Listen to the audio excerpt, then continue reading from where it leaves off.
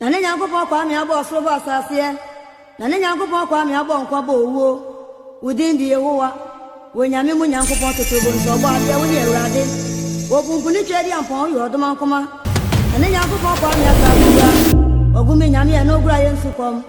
wonyame nyame e nya wa ne amen amonso mo we nyame e uto nsuo na abo awia wacha so nyame e wonu epem ye eja do nu epem o da sibre ye papa do nu epem o ane Nyankopɔn ye wonu epem o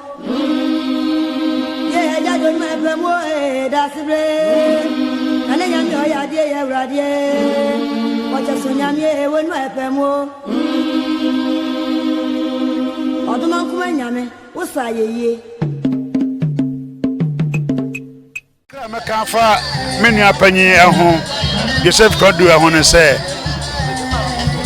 me to me kan hwekra no how to organize the family love and closeness we before so aka bushia no abom bushia nka bomu ade de bia mekaya na mewra ho ni won kan ono ha to bushia no bibia ebom na owo krade an kwantimenye kina abase a eya de wo yo bi o ye pempen na ni eden wo yo no kwarefo de da no e ho no beda o ka se ye kapra ka se ye sempo ma fi no kwa bebre so na mdanyamia se wo Kristo o ta se ma Kristo ni owo ma Kristo titiriu ni wo mu no wo hwe na ye ya ankra na me wo me free Kumasi over 20 years obi a otenka da ye Kumasi no enye easy nanso nyame atom whether the year is here ya when I free brochire when I free kan do do free chinchiri ane bencheye eno kire nipa no a owuo sane o site asorefo ni nyina na edamo so mase obaforbo amabo e de abo aye amena dru ye adri ni se nyame nam so e be hyiram nyame nka mo ho nyame ma mo so na mo susu ye no busade no emrem o Yesu tim amen jamas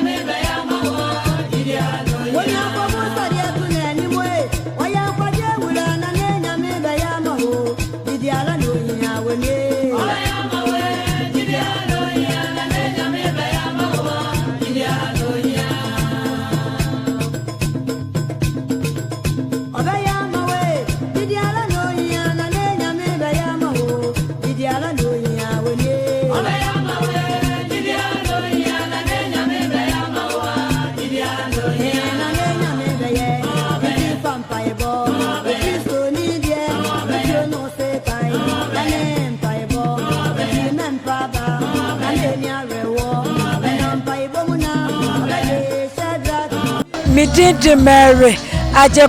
Konadu Agya do de metso ne maame a de ne ba tasefo asase so Agya do eye meja oye madam for osaya me boyfriend Agya do ne meka abakosam Agya do ekire me sede ni dinu odo no esitie o chem sede esido onipa Agya do me friend no obefra me Mama want to say, Mr. Oh, me won't ye. Me can't send Bios. Mama, what can I say? A jado, me a do. Mary dear, na me do. If it's a man, me about to soon.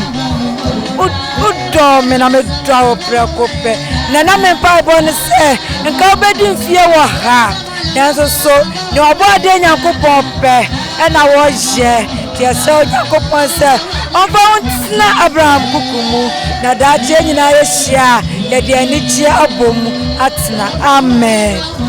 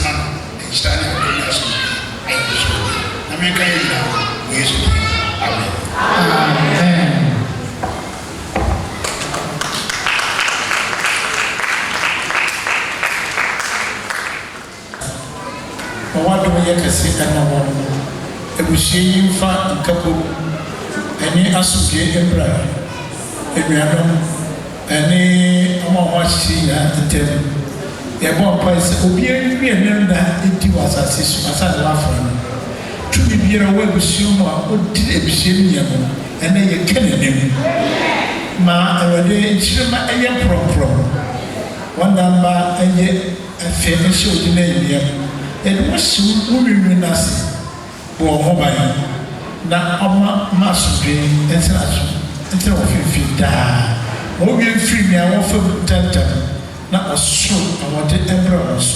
With Jesus Christ, amen.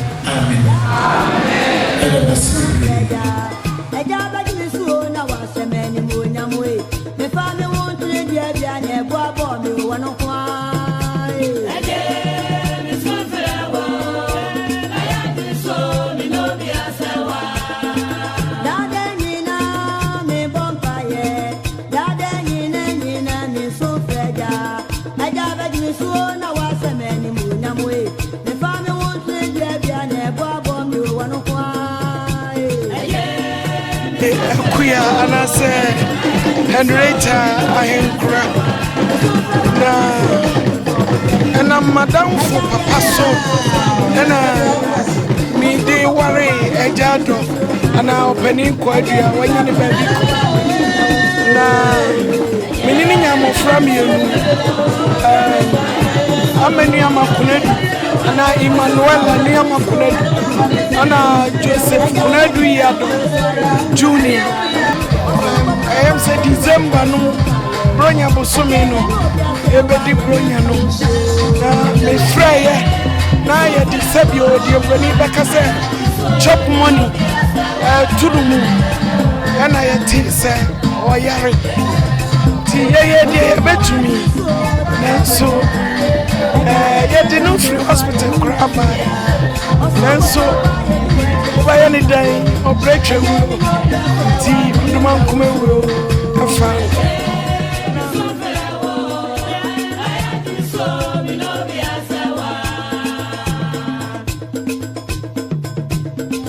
Midini Deaconess Rosemary a champion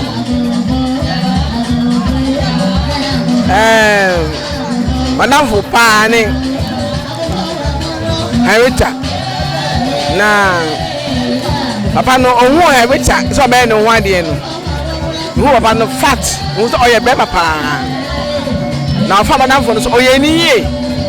oni nyankwala mienu but who nkwala na to say yes kwala on ye ma ankasa say na brother to nsa friend na me wa me kan say e ba do for the currency o to no so my baby papa ntina na dachi ankwa man ne e be hu ye hu biom adom nti amen.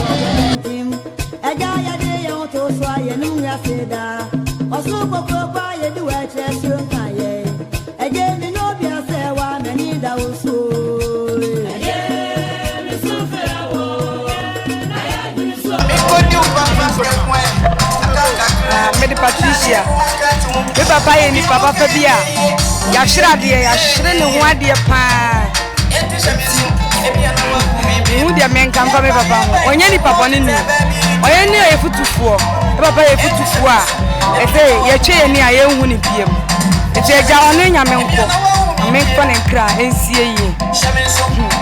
eni peli bia o fie biem o ono nko ani ye futufuo te ja nyankopon fa ne kra ensie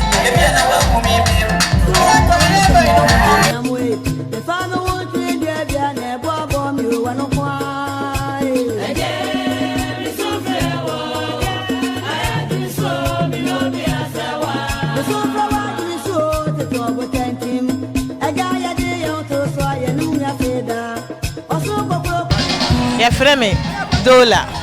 eye me wo fe ya waka baabi nu ye nyame so wo fa biem efi se asem obetu bia se wo bi se wo ni bi wunya ka kire ne dia ese wo tutu ne ntoma na wodi wachi na wone ne ko ti ya hwera de abusua ya hwera de ye nya so ebiem na de me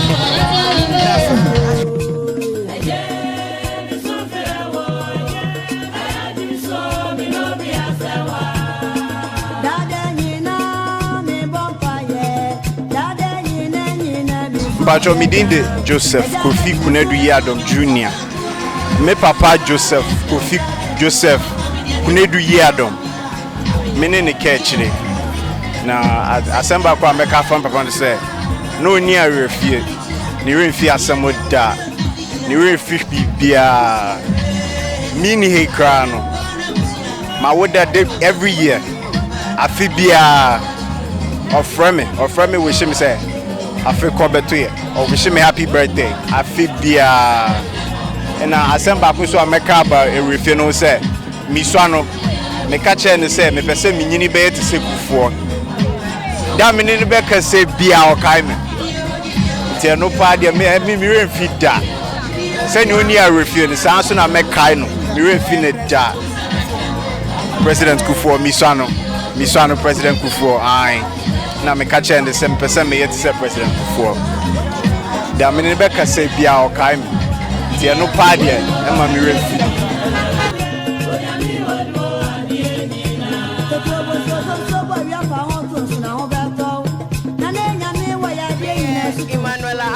Ponko Konadu Yiadom many Agya doba otosu nsia Agya do you be no pasaba and my favorite thing and me pe on ho me obi me pe movies enti near time movies together midnight snacks near okay me so pe dia enti Agya do ade a me ka on ho ani your movies ne asa and your friend na obi a won say nya mema ni na omope ahotie mi won say na meka no ba ono a very neat man ade am pa won ho ope ade to edu ni ni amato na me pe but utumi hu say na eba ne ntade shem say na osisiesie ne ho ne ade a utumi hu say na nani kosa ne ma ne ho enti and no like me see me obi as me bia matado no matusi ye ama almost say me oba e was oba de odi huni but sabema di ni huni oba de won say enti eno ne eniema me kai won ho ena once a one near kokoko works me obi am penalty e say no kan ho bi nina no you're a very great storyteller no me pay no stories will be become like will be yeah oh you're very interesting man very funny very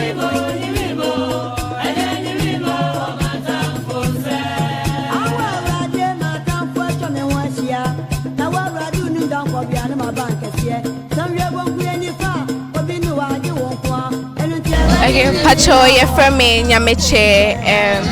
me Papa Penny, ne Opanin Konadu Yiadom. He was a very good man. He always advises, give good advices, and I really miss him right now, and I love him so much. I pray that may God continue to grant him rest wherever he is,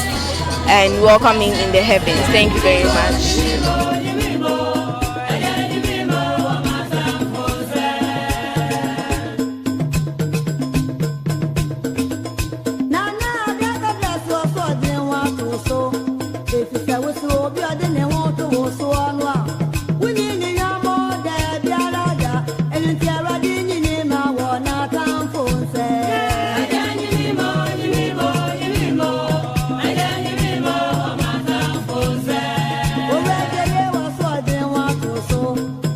That was